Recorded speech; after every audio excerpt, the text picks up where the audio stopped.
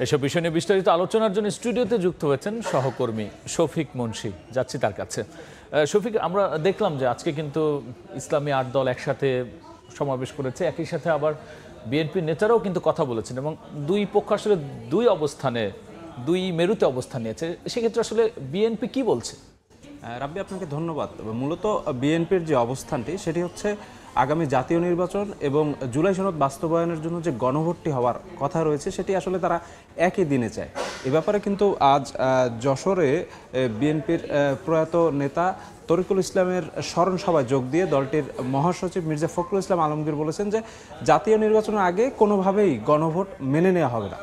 এর প্রেক্ষিতে কিন্তু তিনি আরও একটি কথা বলেছেন যে আপনি জানেন যে কদিন আগেই উপদেষ্টা মণ্ডলের বৈঠক শেষে জুলাই সনদ বাস্তবায়ন প্রক্রিয়া নিয়ে কি করলে আসলে ভালো হয় সবার জন্য, এ ব্যাপারে এক সপ্তাহ আসলে সব রাজনৈতিক দলগুলোকে সময় দেওয়া হয়েছে। তারা যদি আসলে কোনো একটা সিদ্ধান্ত দেয় তবে সেদিকে বাস্তবায়নের দিকেই যাবে সরকার। এই বিষয়টি সমালোচনা করেছে মির্জা ফখরুল ইসলাম আলমগীর। তিনি বলেছেন যে 9 মাসেরও অধিক সময় ঐক্যমত্য কমিশনে সবগুলো দল আলোচনা করেছে এবং তারপরও আসলে এখন আবার পুনরায় দলগুলোর কাছেই যদি সিদ্ধান্তের জন্য যাওয়া হয় তাহলে আসলে ঐক্যমত্য কমিশনের ফলাফলটা কী হলো। তিনি বলেছেন যে সনদ গণভোট নিয়ে সিদ্ধান্ত নেওয়ার দায়িত্ব দলগুলোকে দেওয়ার একটা তীব্র সমালোচনা তিনি করেছেন আজ যশোরে।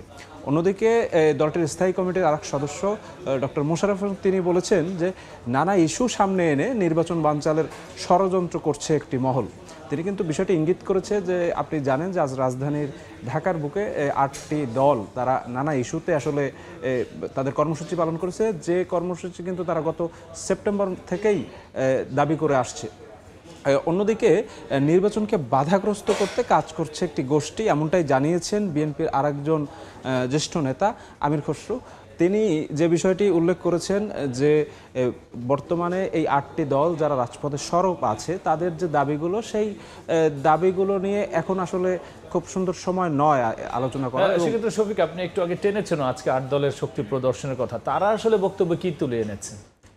রাব্বি, মূলত তাদের 5টি দাবি আছে, যে দাবিতে গত 18 সেপ্টেম্বর থেকেই তারা ধারাবাহিক কর্মসূচির পালন করে আসছে এবং 4টি ধাপে কর্মসূচি পালন শেষে আজ 5ম ধাপের প্রথম কর্মসূচি ছিল প্রধান উপদেষ্টা বরাবর স্মারকলিপি প্রদান। এবং তাদের অন্যতম দাবি যে জুলাই সনদ বাস্তবায়নের জন্য গণভোট যেটি হতে হবে সেই গণভোটটি জাতীয় নির্বাচনের আগেই। এ ব্যাপারে কিন্তু আজ যে 8 দলের অন্যতম শক্তিশালী দল বাংলাদেশ জামায়াতে ইসলামী এবং এই দলটির নায়েবে আমির সৈয়দ আবদুল্লাহ মোহাম্মদ তাহের বলেছেন যে জুলাই সনদ বাস্তবায়নে আলোচনায় সরকার ও বিএনপিকেও সক্রিয় হতে হবে। তিনি যে বিষয়টি উল্লেখ করেছেন যে সরকার শুধু সব দলগুলোর উপর দায়িত্ব দিয়ে দিল, সেই বিষয়টি আসলে সমীচীন নয়। তিনি বলেছেন যে সরকারও যদি রেফারির ভূমিকায় থাকে এবং একই সাথে সেই আলোচনায় যদি বিএনপিও আগ্রহী হয় তবে জুলাই সনদ বাস্তবায়নে একটি সিদ্ধান্তে আসা সম্ভব। অন্যদিকে দলটির সেক্রেটারি জেনারেল মিয়া গোলাম পরোয়ার বলেছেন যে জনগণের দাবির বিরুদ্ধে দেশি বিদেশি ষড়যন্ত্র শুরু হয়েছে। কারণ তিনি উল্লেখ করেছেন যে তাদের যে 5টি দাবি, যে আগামী জাতীয় সংসদ নির্বাচনে পিআর পদ্ধতি প্রণয়ন, তারপর বিগত দিনে গণহত্যার সাথে যারা জড়িত ছিল তাদের বিচার, অন্যদিকে যে যারা আওয়ামী দোসর ছিল তাদের রাজনীতি নিষেধাজ্ঞার যে দাবিগুলো, এই দাবিগুলো মূলত তিনি বলছেন যে এগুলো জনগণের দাবি, কিন্তু সেই দাবি পূরণে প্রায় 5 ধাপে যে কর্মসূচি দিতে হলো এ বিষয়টিকে তিনি দেখছেন যে নানা দেশি বিদেশি ষড়যন্ত্র কাজ করছে বিধায়ী এখন পর্যন্ত তাদের দাবি পূরণ হচ্ছে না।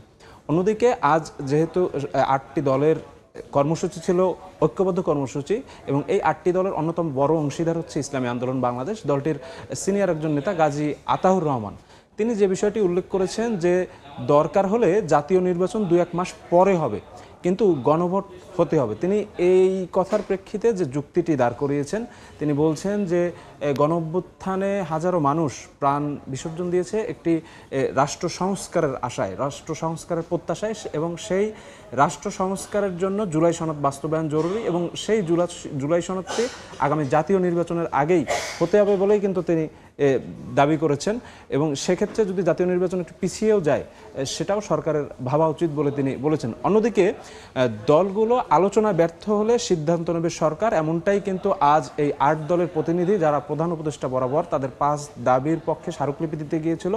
প্রধান উপদেষ্টার পক্ষ থেকে সে অন্য আরেকজন যে উপদেষ্টা, শিল্প উপদেষ্টা আদিলুর রহমান, তিনি কিন্তু এই 8 দলের প্রতিনিধির সাথে কথা বলেছেন, তাদের স্মারকলিপি গ্রহণ করেছেন এবং তিনি বলেছেন যেহেতু সরকারের পক্ষ থেকে দুদিন আগেই সব রাজনৈতিক দলকে আলোচনায় বসার জন্য বলা হয়েছে, তারা যদি ব্যর্থ হয় তারপর কিন্তু সরকার তাদের মতো সিদ্ধান্ত নেবে। শফিক, আপনাকে অসংখ্য ধন্যবাদ আলোচনায় যুক্ত হওয়ার জন্য।